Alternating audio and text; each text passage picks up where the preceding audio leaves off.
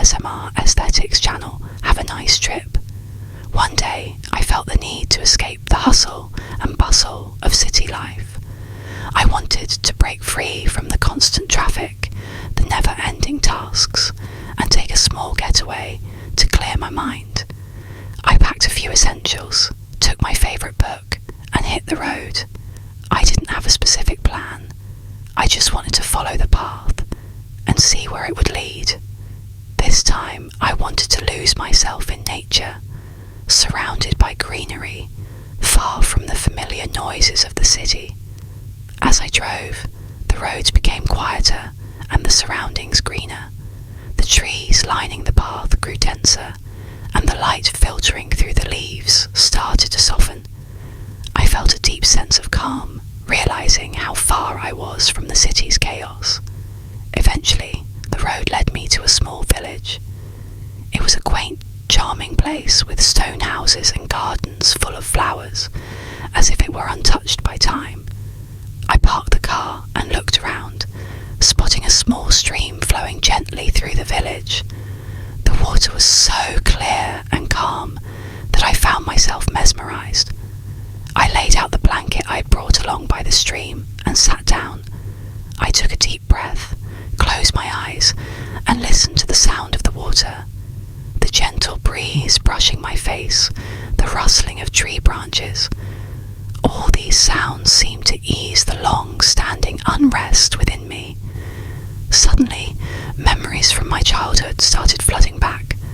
Those summer days spent at my grandmother's village, rolling on the grass, picking cherries under the warm sun, racing with friends. Each moment was filled with a unique peace, a pure joy. Life was simpler, worries were few, and everything felt more real. In that moment, I realised how much we had lost touch with these simple beauties as we grew older. Our daily rush, our goals, our plans. It was as if they'd buried these childhood memories under layers of responsibility.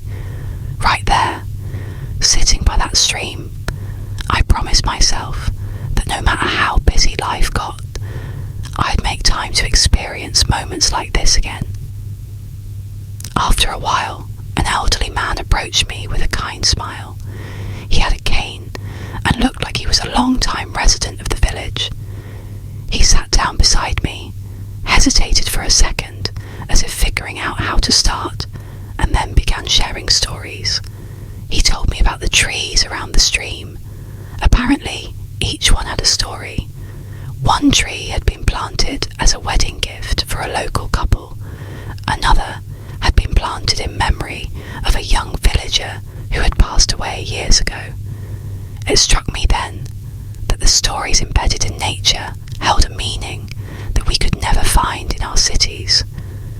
These stories reflected the intertwined lives of people and nature, the cycles of joy and sorrow that the community had shared over generations, the lives of people who had walked this earth centuries before had left marks on these trees, living on in a way that transcended time.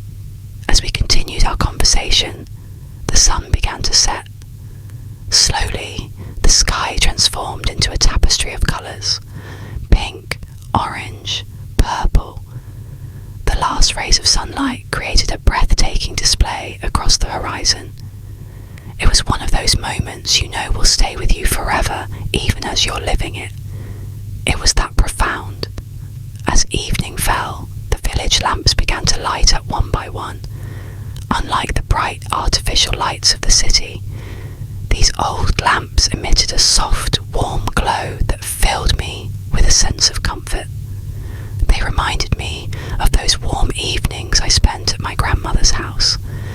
I thanked the elderly man, shook his hand, and we said our goodbyes. As I got ready to head back, I realised that the calm I felt came from reconnecting with the simple yet precious things we often overlook in our busy lives. That night, as I left the village, I felt a deep sense of peace within me. Unlike the fast-paced, complex life of the city, here, in this this place where people and nature lived in harmony, I felt like I could truly breathe again. Now, whenever I feel overwhelmed by the city's stress, I think of that village, those peaceful moments by the stream, and it warms my heart all over again.